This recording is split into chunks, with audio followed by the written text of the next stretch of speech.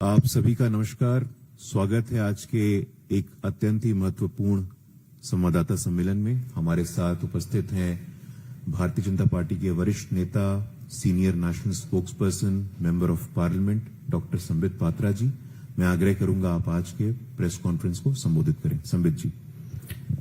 धन्यवाद गुरुजी, और धन्यवाद सभी पत्रकार महोदय जो आज रविवार के दिन भी आप लोग यहां उपस्थित हुए हैं। जैसा कि बताया गया, एक अत्यंत ही महत्वपूर्ण प्रेस कॉन्फ्रेंस है। विगत कुछ वर्षों से हम देख रहे हैं कि ऑपोजिशन, खास करके कांग्रेस पार्टी, राजद, आरजेडी इत्यादि जिस प्रकार से झूठे तरीके से, भ्रामक तरीके से संवैधानिक संस्थाओं पर हमला बोल रही है, ये कहीं न कहीं भारत के स्टेचर को कम करने की एक साजिश है, एक कोशिश है। कल भी हमने देखा कि राजद के नेता, आरजेडी के नेता और नेता प्रतिपक्ष बिहार के तेजस्वी यादव ने एक प्रेस कॉन्फ्रेंस किया, और प्रेस कॉन्फ्रेंस का मूल उद्देश्य था कि शुक्रवार के दिन, 1 अगस्त के दिन, चुनाव आयोग ने, इलेक्शन कमीशन ने SIR के पश्चात जो बिहार में इलेक्टोरल रोल जारी किया था, उसको लेकर एक भ्रम फैलाने की कोशिश तेजस्वी यादव ने किया। तेजस्वी यादव जी ने कहा कि इस इलेक्टोरल रोल में, जिसे कि चुनाव आयोग ने अभी जारी किया है, मेरा नाम नहीं है, और चूंकि मेरा नाम नहीं है, क्या मैं इस बार बिहार के चुनाव में भाग ले पाऊंगा? आप सोचिए, नेता प्रतिपक्ष का यह ऐलान कि मैं इस बार बिहार की चुनाव में भाग इसलिए नहीं ले पाऊंगा क्योंकि चुनाव आयोग ने मेरा नाम इलेक्टोरल रोल से काट दिया है, बिहार के इलेक्टोरल रोल में मेरा नाम नहीं है। और उस समय उन्होंने अपना मोबाइल चालू किया और इस पूरे विषय को सिद्ध करने के लिए उन्होंने कहा कि मैं अभी आपको अपना एपिक नंबर दूंगा। ये एपिक नंबर को आप डाल के वेबसाइट पे देखिए, क्योंकि रूल होता है कि एपिक नंबर को जब हम वेबसाइट में डालते हैं तो हम किस क्रम संख्या पर हैं, और पूरा का पूरा एपिक कार्ड हमारा निकलकर सामने आता है। तो सारे जनता के सामने, मीडिया के सामने उन्होंने जो एपिक नंबर प्रेस कॉन्फ्रेंस में तेजस्वी यादव जी ने दिया, वो एपिक नंबर है, मैं उसे दोहराता हूं, RAB 2916120, RAB 2916120। यह नंबर उन्होंने मोबाइल में भी वेबसाइट पे डाला और कहा, देखिए ये मेरा एपिक नंबर है और इस पर कहीं भी मेरा नाम नहीं आ रहा है, अर्थात मेरा नाम काट दिया गया है। अब मैं बिहार में वोटर नहीं हूं। लोकतंत्र खतरे में आ गया है। गरीब और वंचितों को किस प्रकार से चुनाव आयोग और NDA की सरकार अपने चुनावी अधिकारों से, मतदान के अधिकारों से वंचित रख रही है, इस प्रकार से एक प्रेस कॉन्फ्रेंस किया। मगर उसके बाद जो हुआ वो चौंकाने वाला विषय है। उसके बाद चुनाव आयोग ने और पटना के DM, district magistrate doctor Tyagarajan ने पूरे सच्चाई को सामने जस का तस रख दिया। उन्होंने कहा, तेजस्वी यादव जी झूठ बोल रहे हैं। तेजस्वी यादव जी का नाम और तेजस्वी यादव जी का एपिक नंबर मौजूद है, और SIR के सघन प्रयत्न के पश्चात जो इलेक्टोरल रोल बिहार में जारी हुआ है, उसमें तेजस्वी यादव जी का नाम कटा नहीं है। और उन्होंने कहा कि दीघा विधानसभा में उनका नाम एनरोल्ड है, वर्तमान में नाम पोलिंग स्टेशन नंबर 2004 में है, library building, animal science university, serial number 416 पे है, सीरियल नंबर 416 पे है। मगर उसके बाद जो कहा वह चौंकाने वाला विषय था।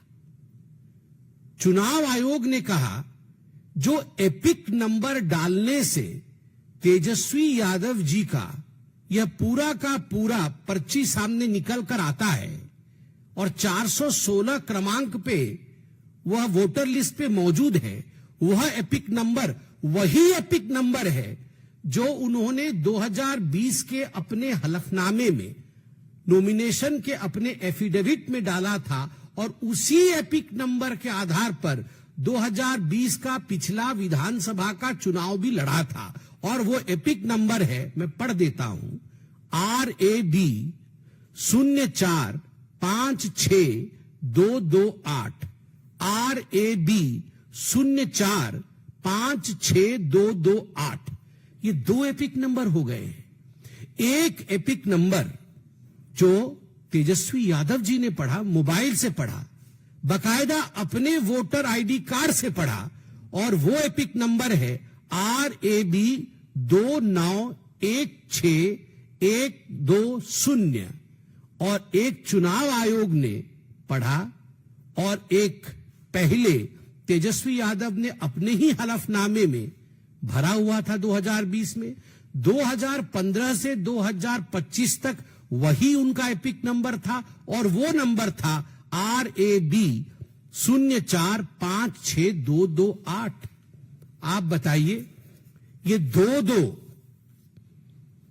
दो एपिक कार्ड नंबर कैसे हैं तेजस्वी यादव जी के पास?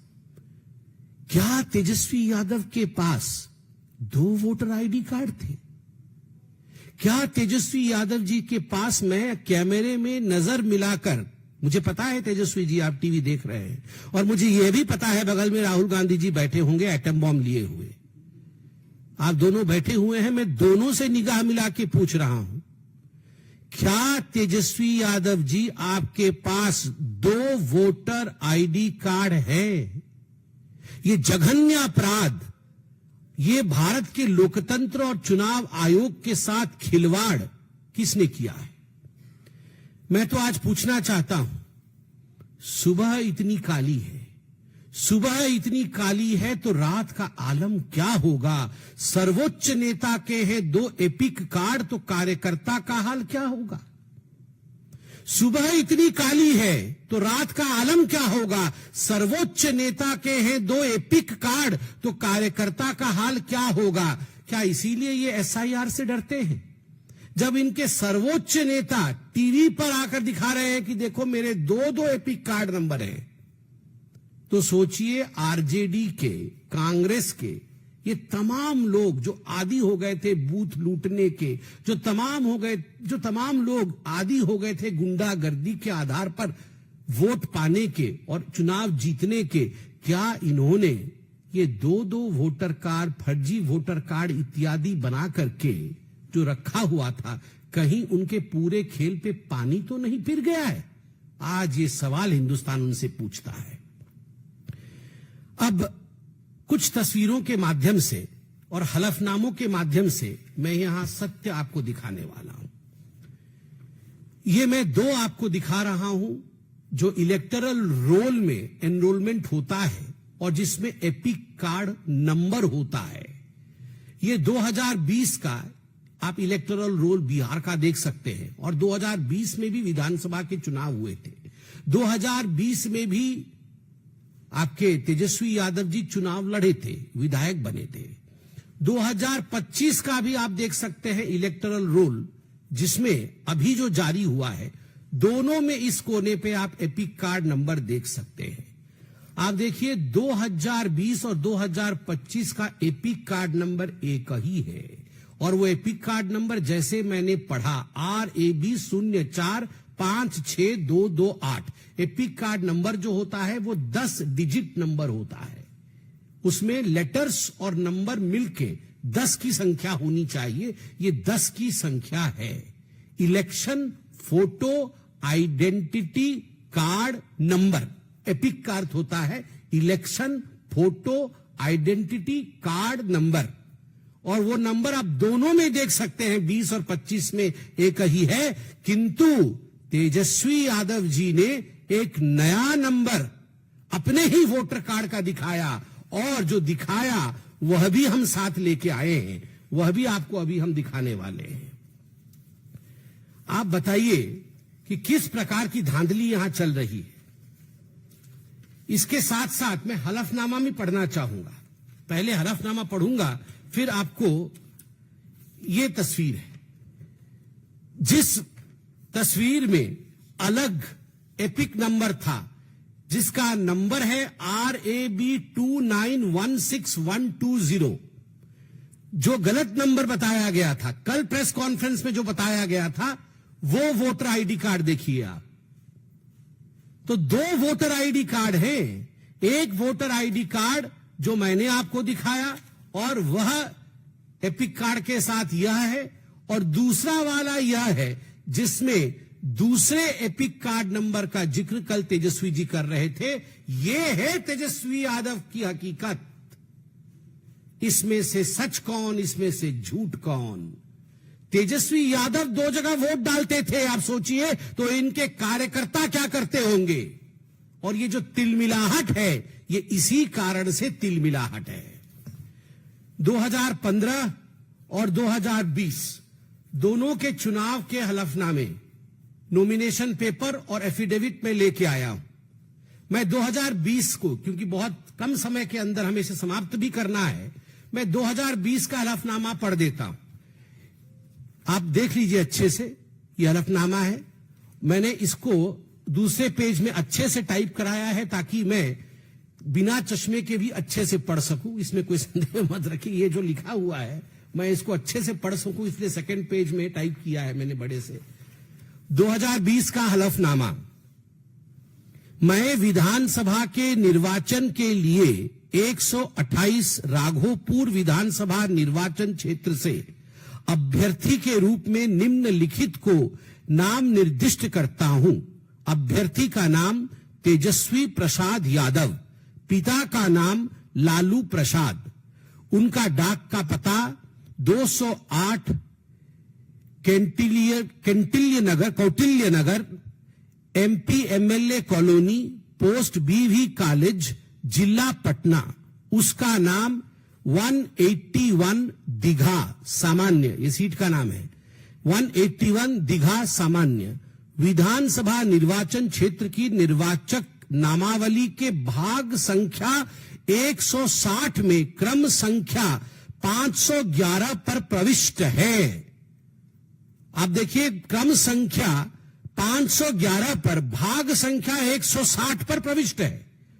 मेरा नाम सुबोध कुमार है, जो मतलब इन्होंने इनका नाम प्रपोज किया है, और उसमें जो क्रम संख्या और इत्यादि मैंने बताया, आप देखिए 511 आप देख सकते हैं, और उसके बाद जो एपिक कार्ड नंबर है वह भी आप देख सकते हैं। एपिक कार्ड नंबर वही है जो चुनाव आयोग ने कहा हलफनामा में उन्होंने भरा हुआ है। बार बार मैं इस एपिक कार्ड नंबर को पढ़ रहा हूं। आप सोचिए, ये 2020 के हलफनामे में तेजस्वी यादव जी ने जो एपिक कार्ड नंबर दिया, कल उन्होंने खुद आकर प्रेस कॉन्फ्रेंस करके उसे नकार दिया कि ये मेरा एपिक कार्ड नंबर नहीं है। तो क्या आपने गलत हलफनामा दिया था? Did you file a wrong nomination paper? Did you lie under oath during filing nomination? Nomination के समय ओथ होता है। क्या आपने वहां झूठ बोला और वहां गलत तथ्य आपने परोसा है? अब दोनों तरफ से ये जो डबल एजेड सोड है, ये इधर से भी गला काट रहा है, उधर से भी गला काट रहा है। आप बोलेंगे ये संख्या ठीक है तो उधर से कट जाएगा कि अरे हलफनामा में झूठ दिया, और इधर से आप बोलेंगे ये गलत है तो फिर गया एटम बम तो फटा ही नहीं। मतलब इधर से भी झूठ, उधर से भी झूठ। अब ये जो इंडिया अलायंस वाले हैं, ये केवल तेजस्वी यादव का विषय नहीं है, ये पूरा संपूर्ण इंडिया अलायंस वाले, इन इंडिया अलायंस वालों का राहुल गांधी और तेजस्वी यादव ये बड़ा देश का सोच रहे हैं। आपको क्या लगता है ये संवैधानिक संस्थाओं को बचाने के लिए आए हैं? कोई संवैधानिक संस्था को बचाने नहीं आया है, कोई भी भारतवर्ष के लिए नहीं आया हुआ है। ये आए हैं कि हमारे परिवारों का क्या होगा। इलेक्शन कमीशन जाए गड्ढे में, चुनाव आयोग जिए या ना जिए, रहे या ना रहे, हमारा परिवार रहना चाहिए, हमार दुई को बबुआ रहना चाहिए। ये सबका यही है। ना तो सोनिया गांधी देश के बारे में सोच रही है, चुनाव आयोग के बारे में सोच रही है, और ना ही लालू प्रसाद जी सोच रहे हैं देश के बारे में। ये सब हमार दुई को बबुआ कैसे ठीक से सेटल हो जाए, ये कैसे सेटल हो जाए, बस उसी की लड़ाई चल रही है। और ये राहुल गांधी कह रहे थे मैं एटम बॉम्ब फोड़ूंगा, शायद यही था एटम बॉम्ब उनका, ठुस। जैसा एटम बम पाकिस्तान का वैसा ही एटम बम इनका। ना एटम बम की धमकी से भारत की लोकतंत्र डरती है पाकिस्तान से, और ना ही भारत का लोकतंत्र डरता है ऐसे ठुस एटम बम से जिसको पकड़ पकड़ के राहुल गांधी घूम रहे हैं। और जहां तक एसआईआर का विषय है, जो भी चुनावी प्रक्रिया संवैधानिक प्रक्रिया से गुजरती है, कोर्ट की निगरानी से गुजरी है। एसआईआर ये प्रिसाइज और नॉन एस्केलेटरी है। ये प्रिसाइज है, किसकी मृत्यु हो गई उसको हटाना है, किसके दो दो एपिक कार्ड है काटना है, कौन चला गया उसको हटाना है, कोई जोड़ना चाहता है जुड़ जाओ भैया। ये प्रिसाइज है और नॉन एस्केलेटरी, लड़ाई झगड़ा नहीं। आपके बीएलए हैं, बूथ लेवल एजेंट, आपको दिक्कत है बीएलए जाके बीएलओ को कंप्लेंट करे। बीएलओ को कंप्लेंट करने से बीएलओ नाम जोड़ेगा ये काटेगा, आपके पास डॉक्यूमेंट होने चाहिए। तो ये नॉन एस्केलेटरी है। मगर कल जिस प्रकार से एस्केलेट करने की कोशिश की गई एटॉम बॉम्ब लेकर, अगर एस्केलेट करोगे तो अपने ही घर के अंदर के एयरबेस ध्वस्त होंगे। आज एयरबेस ध्वस्त हो गया है। ये तेजस्वी यादव जी जिस एयरबेस से सोच रहे थे कि वो चुनाव की छलांग लगाएंगे, चुनाव का उड़ान भरेंगे, वो ध्वस्त हो गया है अपनी ही करनी के कारण। और एक बात मैं कहना चाहता हूं, मैं सवाल पूछता हूं, इतना तो टीवी में आते हैं आप लोग, इतना इतना सब कह रहे हैं टीवी पे आकर, ये आरजेडी के पास 47,560, मैं कोई कागज देख के नहीं बोल रहा हूं, 47,560 बीएलए है। एक बीएलए ने अभी 3 दिन हो गए कोई कंप्लेंट भरा है जाके कि भैया ये आदमी तो जीवित है, इसका नाम आपने क्यों काट दिया? यहां पर आके टीवी में आप हल्ला मचा रहे हैं, मगर एक बीएलए ने कंप्लेंट भरा है। 1 महीने का समय है, 1 महीने का समय है। अगस्त 1 से सितंबर 1 तक 1 महीने के अंदर कोई भी भारतीय जनता पार्टी हो, लगभग 1.5 लाख बीएलए हैं बिहार के अंदर, 1.5 लाख बीएलए, सभी लगभग 12 पॉलिटिकल पार्टीज के 1.5 लाख बीएलए। क्या काम है इन बीएलए का? इन बीएलए को कौन बनाया है? पॉलिटिकल पार्टी बनाई है, इनकी नियुक्ति पॉलिटिकल पार्टी ने किया है। क्या काम है इन बीएलए का? इन बीएलए का काम है, अरे इसका वोट कैसे कट गया, ये वोट तो जुड़ना चाहिए। इन सब विषयों को तथ्यों के साथ बीएलओ, जिसको इलेक्शन कमीशन अपॉइंट करती है, उसके पास लेके जाए, नाम जुड़ा के लाए। अभी तक एक भी किसी पॉलिटिकल पार्टी का एक भी व्यक्ति 1.5 लाख बीएलए में से एक बीएलए नहीं गया है। 3,223 नए नाम ऐड होने के लिए आवेदन किए गए हैं कि ये 3,223 जो बच्चे हैं, ये जनवरी 1 को 18 साल इनकी पूरी हो गई है, इनको ऐड कर दिया जाए। मगर एक भी किसी का नाम गलत कट गया है, कोई नहीं गया है। आज मैं अखबारों में पढ़ रहा था। तो कहां बैठे हैं ये जो आपको 47,526 आपके बीएलए, ये क्या कर रहे हैं? पूरी तरह से आज तेजस्वी यादव, आरजेडी, कांग्रेस पार्टी और उनका एटम बॉम्ब ये एक्सपोज हो चुका है। और मुझे लगता है ये एक एंटीसिपेटरी बेल था हार से पहले का। मुझे तो याद है तेजस्वी यादव कह रहे थे वो बहिष्कार कर देंगे, चुनाव ही नहीं लड़ेंगे। अब उनकी पार्टी ने साथ नहीं दिया तो अब चुपचाप एपिक कार्ड दिखा रहे हैं। This will be an epic defeat of RJD. If you fool the people of India with epic numbers, you will face an epic defeat in the coming elections. बहुत बहुत धन्यवाद। कोई प्रश्न हो तो अवश्य पूछे, मगर कोई प्रश्न पूछे उससे पहले एक अलग विषय पर मैं 2 लाइन कहना चाहूंगा। वह है जितेंद्र आव्हाड जी का विषय। ये महाराष्ट्र के नेता है और शरद पवार जी के पार्टी के नेता है। इन्होंने आज फिर से सनातन धर्म को अपशब्द कहे। इन्होंने कहा सनातन धर्म ने भारत को बर्बाद कर दिया है, सनातन धर्म नाम का कोई धर्म ही नहीं था। क्या अर्थ होता है सनातन का? जो सदा सर्वदा था और जो सदा सर्वदा रहेगा, जो चिरंतन है, जो सत्य है, वही सनातन है। सत्यम शिवम सुंदरम वही सनातन है। आपने सत्य को गाली दी, आपने शिव के विरुद्ध में कहा, आपने हिंदुस्तान की सुंदरता के विरोध में कहा, जिस सुंदरता में सबके लिए सम्मान है। मैं आज जितेंद्र आव्हाड जी के इस स्टेटमेंट के ऊपर आदरणीय शरद पवार जी और उनकी सुपुत्री सुप्रिया सुले, जो कि सांसद भी है, उनसे पूछना चाहता हूं कि क्या यह पार्टी की लाइन है या केवल यह जितेंद्र आव्हाड जी का व्यक्तिगत बयान है? क्या यह उनके पार्टी का बयान है या केवल जितेंद्र आव्हाड जी का बयान है? ये पूरी की पूरी कांग्रेस की जो इकोसिस्टम है, वो रह रहकर तुष्टीकरण के कारण जिस प्रकार से सनातन धर्म को गाली दे रही है, सनातन धर्म को मिटाने की कोशिश कर रही है, सनातन धर्म के विरोध में कह रही है, हिंदू आतंकवादी कहो, सनातन आतंकवादी कहो, जिस प्रकार के वक्तव्य पृथ्वीराज चौहान दे रहे हैं, ये किसी और देश में, पूरे विश्व में नहीं होता है कि आप मेजॉरिटी पॉपुलेशन के धर्म के ऊपर इस प्रकार के आक्षेप करो और फिर उन्हें असहिष्णु कहो। हम सहिष्णु हैं और हम सनातनी हैं, तभी केवल प्रेस कॉन्फ्रेंस के माध्यम से अपने विरोध को जताते हैं। आप सोचिए, यदि आपने ऐसा ही कहा होता कि इस्लाम अलग है और मुस्लिम अलग है, जैसे आपने सनातन अलग है, हिंदू अलग है कहा है, तो प्रेस कॉन्फ्रेंस के माध्यम से जवाब नहीं दिया जाता। कौन सहिष्णु है और किस प्रकार से देश में व्यवहार करना चाहिए, मुझे लगता है ये शरद पवार जी और सुप्रिया सुले जी जितेंद्र आव्हाड जी से पूछे। धन्यवाद।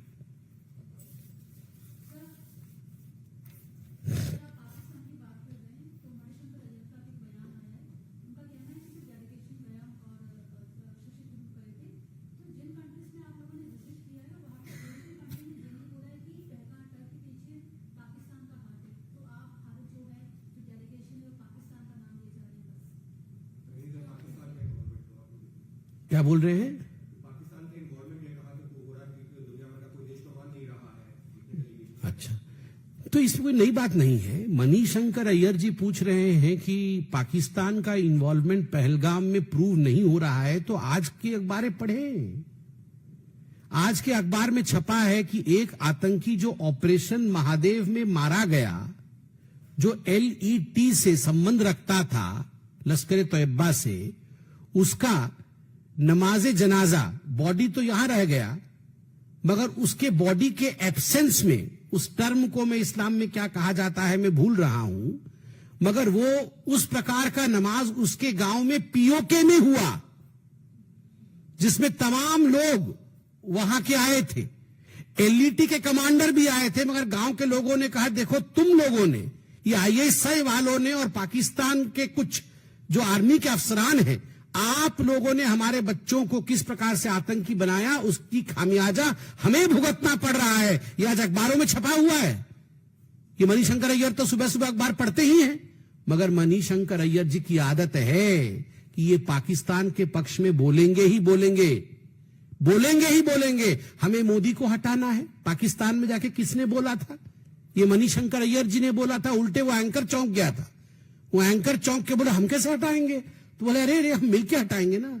आप सोचिए, ये वही मणिशंकर अय्यर है, और जितने भी कांग्रेसी हैं उनके वो मणि है, बाकी सारे कांग्रेसी वो सारे भी यही बोलते रहते हैं। चिदम्बरम भी अभी बोल रहे थे कि कोई सबूत नहीं है कि पाकिस्तान की इन्वॉल्वमेंट है। मणिशंकर अय्यर भी बोल रहे हैं कि कोई सबूत नहीं है कि पाकिस्तान की इन्वॉल्वमेंट है। तो सारे कांग्रेसी ऐसे ही हैं, तभी तो ये पाकिस्तान में हीरो हैं, तभी तो और कल तो वो बिलावल भुट्टो बोल रहे थे कि हमारे लोग भारत के सदन में बैठे हुए हैं, we have our own people sitting in the parliament of India. तो कौन है वो उनके अपने लोग जो भारत के सदन में बैठे हुए हैं? यही वो लोग हैं, यही वो लोग हैं जो कहते हैं कि पाकिस्तान की इन्वॉल्वमेंट का कोई सबूत नहीं है। वो हिंदुस्तान के पार्लियामेंट में बैठे हुए हैं। राहुल गांधी जी बताइए कौन है वो लोग? वहां का बिलावल कह रहा है तो यहां के बिलावल को भी जवाब देना चाहिए। धन्यवाद।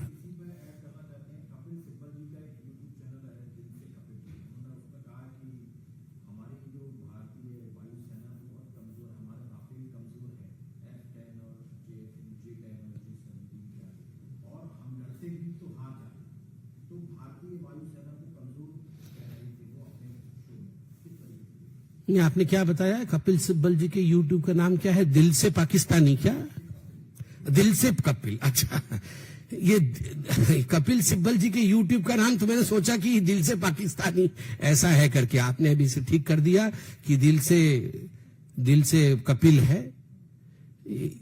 कौन कपिल सिब्बल जी को सीरियसली लेता है? कांग्रेस जैसे नॉन सीरियस प्लेयर भी अब कपिल सिब्बल जी को सीरियसली नहीं ले रही है, तो मुझे लगता है कपिल सिब्बल जी के बारे में बोलने की कोई आवश्यकता नहीं है। जिसने कांग्रेस को छुआ है, जो कांग्रेस में एक बार रहा है या जो कांग्रेसी मनस्थिति का है, वो सारे लोग कभी न कभी इस प्रकार का बयान जरूर देते हैं जो पाकिस्तान के समर्थन में होता है और भारत के विरोध में होता है। मुझे लगता है कपिल सिब्बल जी को बोलिए जरा अपना यूट्यूब चैनल लेके कभी पाकिस्तान जाए और कौन कौन से एयर बेसेस ध्वस्त हुए हैं इत्यादि इत्यादि, वो स्वचक्षु से देख के आए, वही मिलेगा सबूत उनको। ये भारत में बैठ के बढ़िया बढ़िया यहाँ खाना पीना खा के भारत के वायुमंडल में भारत के खिलाफ कहना बहुत आसान है। इनको जरा पाकिस्तान भेजिए।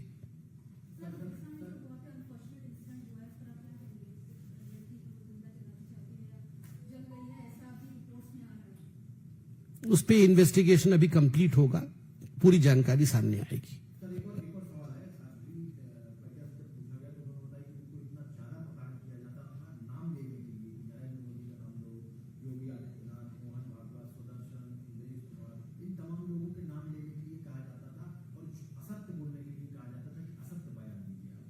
इस विषय में 2 प्रेस कॉन्फ्रेंस पार्टी ने बहुत गंभीरता के साथ की है और सदैव ही ये देखा गया था 2008 के मालेगांव के बॉम्ब ब्लास्ट के पश्चात कि किस प्रकार से एक हिंदू आतंकवाद के नैरेटिव को सेट करने के लिए कुछ लोगों को गिरफ्तार किया गया। आज वो लोग बाइज्जत बरी हैं, एनआईए की कोर्ट ने उन्हें बरी किया है।